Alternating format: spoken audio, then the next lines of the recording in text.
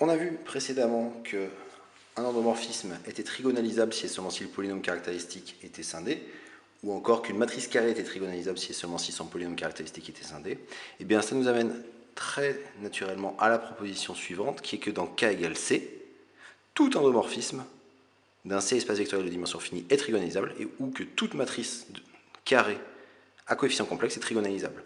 Pourquoi? Parce qu'il suffit de dire que le polynôme caractéristique de cet endomorphisme ou le polynôme caractéristique de cette matrice carrée est un polynôme à coefficient complexe. Et dans ces crochets X, c'est la propriété fondamentale de l'ensemble des nombres complexes, c'est le théorème de Dorn-Lembert-Gauss, c'est que tout polynôme à coefficient complexe est scindé dans ces crochets X.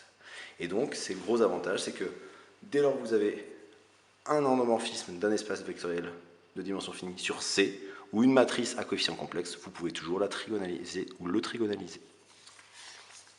Une autre remarque, c'est qu'une autre conséquence du théorème de Dorn-Lembert-Gauss, c'est que tout endomorphisme d'un C espace vectoriel de dimension finie, ou alors toute matrice de Mn de C, possède au moins une valeur propre complexe, puisque son polynôme caractéristique étant un polynôme non constant à coefficient complexe, là encore c'est une conséquence du théorème de Dorn-Lembert-Gauss, tout polynôme non constant possède au moins une racine dans C, ce qui veut dire qu'il y a au moins une valeur propre et donc au moins un vecteur propre associé.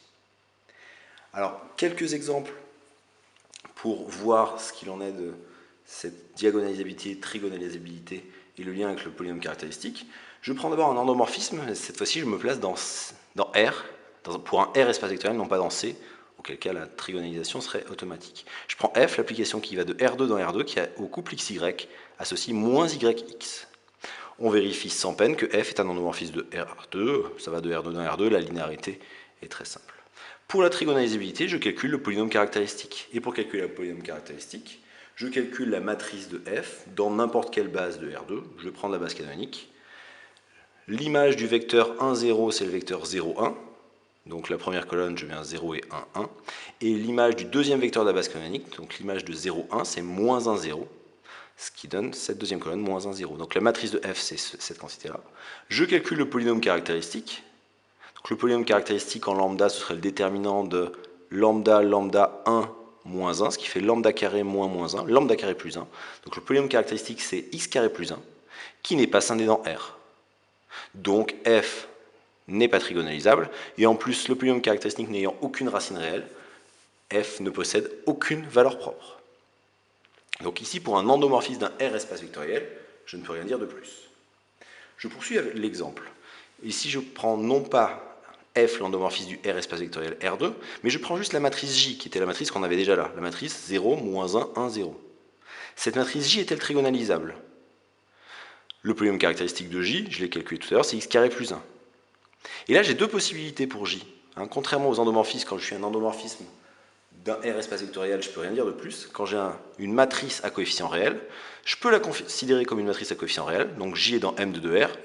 Le polynôme caractéristique ne possède pas de racine réelle et n'est pas scindé. Donc le spectre de J, si je considère les réels, est vide et J n'est pas trigonalisable dans M de 2R. En revanche, si je me place, je peux considérer que J est une matrice à coefficient complexe, donc je peux considérer que J est dans M de 2C. Et dans ce cas-là, le polynôme x carré plus 1 va pouvoir s'écrire x moins i fois x plus i. Donc, j'ai deux valeurs propres qui sont i et moins i. J possède deux valeurs propres complexes distinctes. Et donc, par condition suffisante de diagonalisabilité, J est diagonalisable. Et si elle est diagonalisable, a fortiori, elle est trigonalisable dans M de 2C.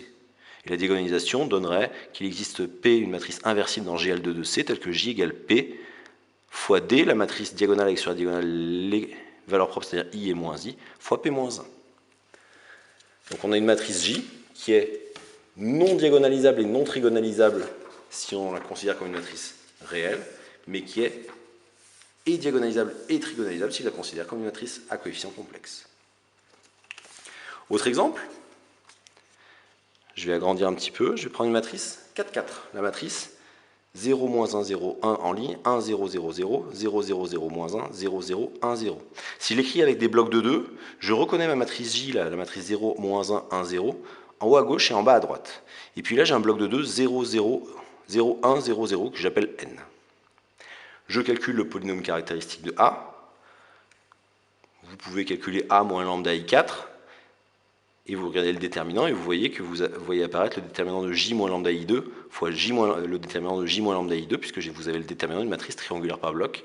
Donc on obtient que le polynôme caractéristique de A, c'est le polynôme caractéristique de J au carré, c'est-à-dire c'est x carré plus 1 le tout au carré. Si K égale R, si je la considère comme une matrice réelle, encore une fois il n'y a aucune racine réelle, le polynôme caractéristique n'est pas scindé, donc A n'est ni diagonalisable ni trigonalisable.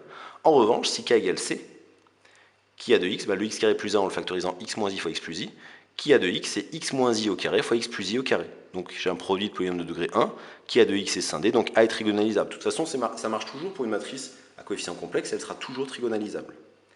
Donc il existe P, une matrice inversible, et T, une matrice triangulaire, telle que A égale P, T, P moins 1, où T est une matrice triangulaire supérieure, et où pour que T soit semblable à A, je dois trouver sur la diagonale 2 fois la valeur I et 2 fois la valeur moins I. Alors on aura plus ou moins I, plus ou moins I, plus ou moins I et plus ou moins I, mais en fait sur ces 4 valeurs, il y aura 2 fois plus I et 2 fois moins I. La question qu'on peut se poser, c'est est-ce que A est diagonalisable dans M4 de C?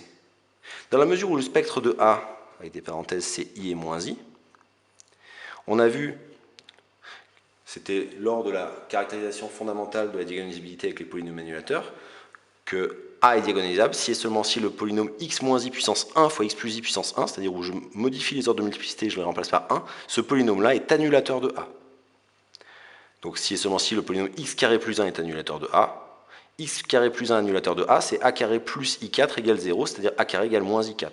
Mais si je calcule A au carré, je fais le calcul par bloc, j'obtiens j carré, jn plus nj, 0 j carré. Alors j carré fait moins i2, donc je suis pas très loin d'avoir moins i4. Hein. J'ai des blocs, moins i2, 0. Mais ici, en haut à droite, je n'ai pas un bloc de 0, puisque jn plus nj après calcul, ça fait i2. Donc ça ne vaut pas moins i4. Donc A n'est pas diagonalisable dans M4 de C. Donc elle n'était pas trigonalisable ni diagonalisable dans M4 de R.